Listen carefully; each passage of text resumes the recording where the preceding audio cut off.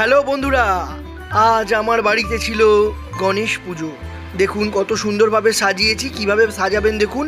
এই যে পাইপের মধ্যে আমি ওই যে দেয়ালে যে কেসিংয়ের পাইপ হয়, ওই পাইপের আগে স্ট্রাকচার বানিয়ে ওর মধ্যে এই যে স্পঞ্জের মতো পাওয়া যায় ওগুলোকে লাগিয়ে দিয়েছিলাম তার দিয়ে বেঁধে। তারপর দেখুন এখানে বেদির মতো দিয়ে দিলাম, পিছনটাতে হালকা ওই যে কাগজ পাওয়া যায় যেটা হলুদ রঙের কাগজ লাগিয়ে দিলাম। তারপর স্যাটাক করে এই যে তেল, তারপর এই যে চাইনিজ পামের মতো এগুলো পাওয়া যায়, এগুলো হচ্ছে চাইনিজ পাম পাতা, এগুলোকেও আমার ঘরেই ছিল, ঘর থেকে তুলে লাগিয়ে দিলাম এর মধ্যে।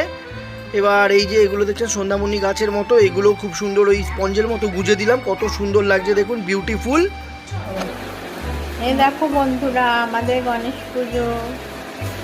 আমার বর ফুল গাচ্ছে।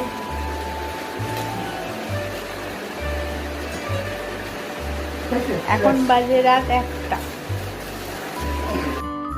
তারপরে এই যে দেখুন খুব সুন্দরভাবে এই যে দেখুন লাইট বাইট লাগিয়েছি, কত সুন্দর লাগছে। এখানে বেতির তলায় দুদিকেই লাইট লাগিয়েছি, হেভি লাগছে দেখতে, সুন্দর।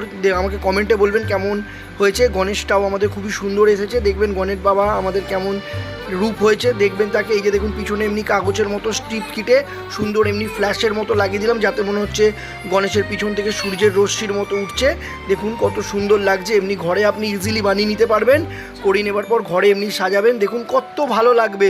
সবাই বানাবেন এমনি বন্ধুরা, দেখে বলবেন। এই যে দেখুন লাইট যখন লাগিয়েছি ফাইনাল ফিনিশে দেখুন কেমন লাগছে, কমেন্টসে অবশ্যই বলবেন। এবং বাড়িতে কোনো পুজো অর্চনা থাকলে নিজেই বুদ্ধি দিয়ে এমনি করে বানান, কোনো লোককে ডাকতে যাবেন, শুধু একটু বুদ্ধি ইউজ করুন, ঠিক আছে?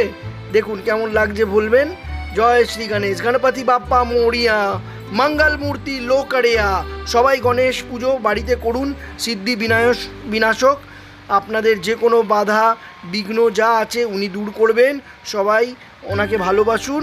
গণপতি বাপ্পা মোরিয়া।